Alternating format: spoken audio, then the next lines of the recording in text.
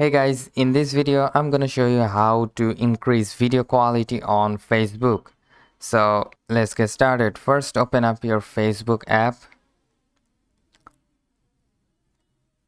Then go to menu option or three dots on top right corner here.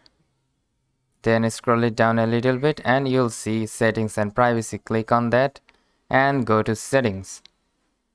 In the settings you will see media option. Just click on that. In the video quality section you will see optimized. You just need to click on the optimized and it will increase the video quality. If you are on a data saver mode, it will use up to 40% less data by reducing video quality.